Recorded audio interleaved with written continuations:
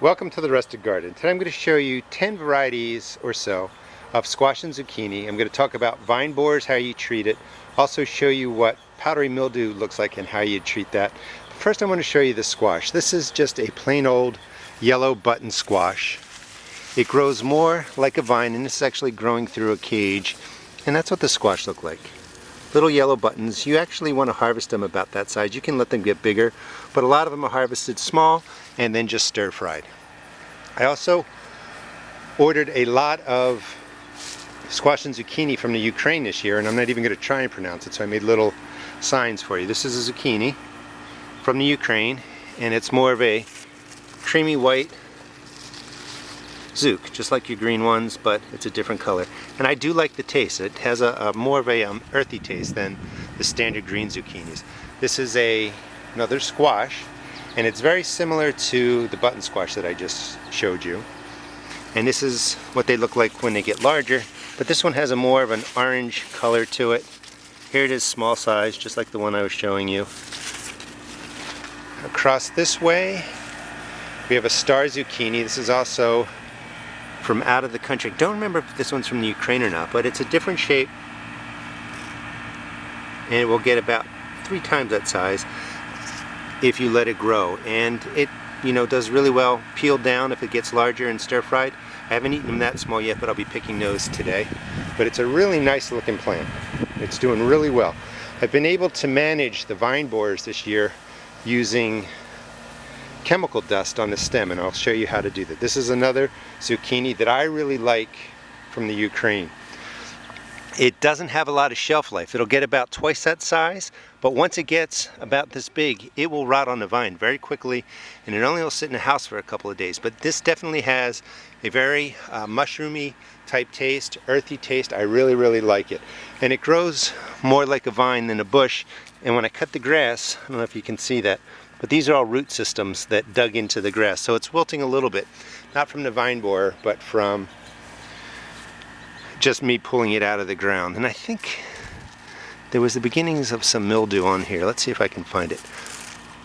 It's going to be hard to see. But these little patterns right there, those little dots of white, that's the beginning of powdery mildew. And this is going to get sprayed today with Serenade. Typically I've used baking soda and neem oil. That works, but I am trying different products this year because I know that they're all not available in your area, so we're going to try something a little bit different. And this is my standard squash and zucchini area. This is a round zucchini. You can see it growing right in there. Let me bring you into here. Back here, scallop squash, that's one I picked. That's a little bit bigger than you want them to get, but you can certainly use them. Black Beauty in there. You can see them starting. That's a straight neck yellow squash I picked. A couple more kinds of green zucchini. I have a Ford Hook zucchini. This is a golden crookneck. I don't have any of them growing. This plant's a little beat up. And in here I had a green zucchini, but it did fall prey to a vine borer. Here is a great example of how powdery mildew looks when it starts. That dot pattern is powdery mildew. It also will start on the underside of your leaves, and you can see it all on there. Over back there on those far leaves, that's actually chemical dust. There's a difference. The pattern you're looking for, here it is on the back of those white patches. That's powdery mildew. You can see the yellow side, which means it's probably, starting on that side. That's all powdery mildew. So I'm going to clean this bed up, and then I'll talk to you about using Captain Jack's dead bug, which is spinosad. That's for treating insects, and using Serenade to treat the powdery mildew that's coming. It's July 26th here. I've done pretty well this year in staying ahead of the vine borers. I've only lost one plant. I'll talk to you more about how they come to your plant, where they go. Oh, here's a little squash bug that hatched.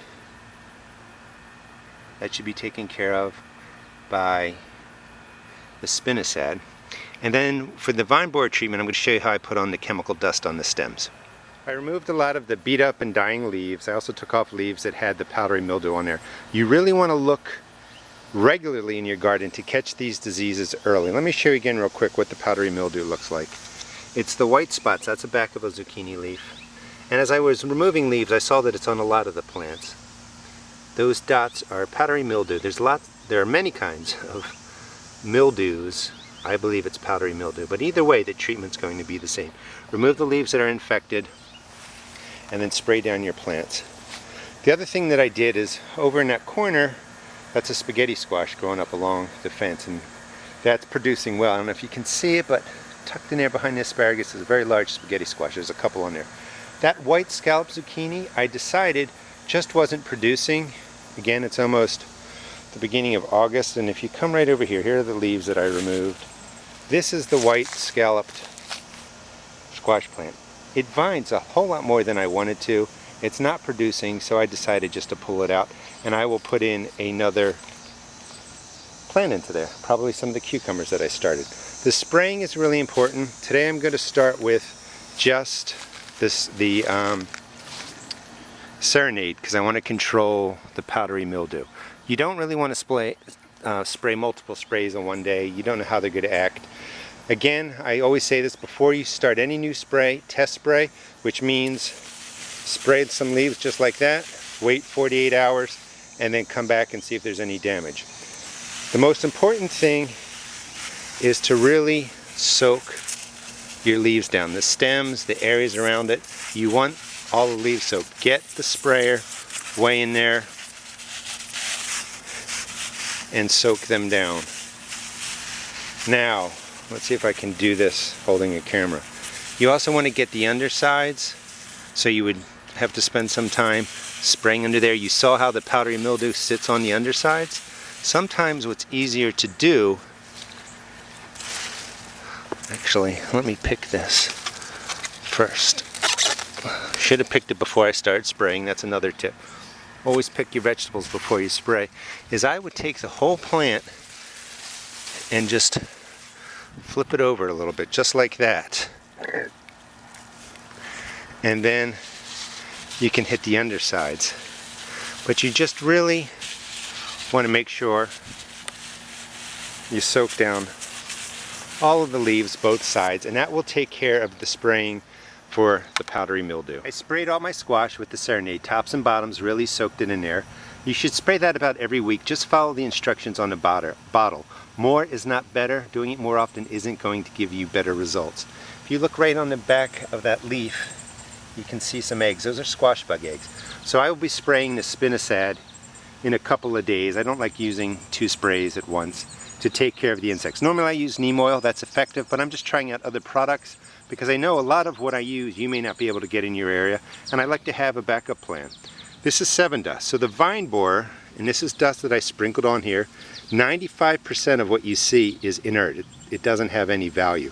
Only 5% of this dust is the insect killer. You can go organic if you want.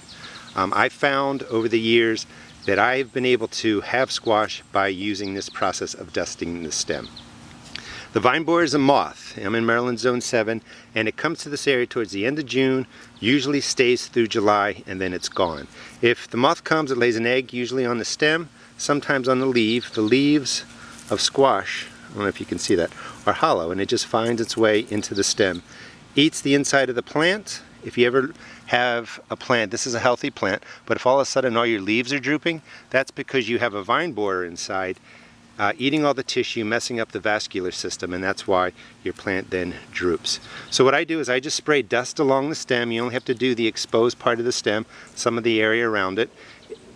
For vine borer, some people say you can put pantyhose around here, you can wrap it with foil. I also want to kill off the squash bugs, cucumber beetles, and other insects. So I like using the powder. If you notice, this is away from the flowers that are up there, or if you, here's a better example. There's the flowers, there's the stem, that will be covered, you know, I guess maybe 6 inches or so. That will take care of any vine borer moths that are coming, because they'll lay the eggs in the powder will kill the egg, will kill the hatching insect out of there. We'll also take care of any beetles or insects that are walking up on there. So I do recommend this. It's not organic.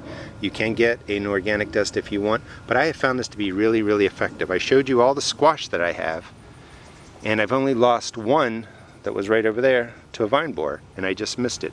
Now, The vine borer moth stays about 6 weeks. The eggs take anywhere from, I read online, 7 to 14 days to hatch.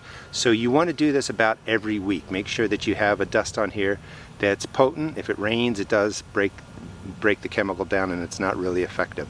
So you want to do this about once a week for that 6-week period while the vine borer is active, the moth is active, and that should take care of vine borers in your garden.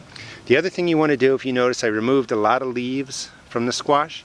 This is a great time to give them a higher nitrogen fertilizer, liquid fertilizer, and just give them a really good feed, because I've gotten a lot of production. They've been beaten up by heat, some by insects, but now they've been trimmed, they've been sprayed.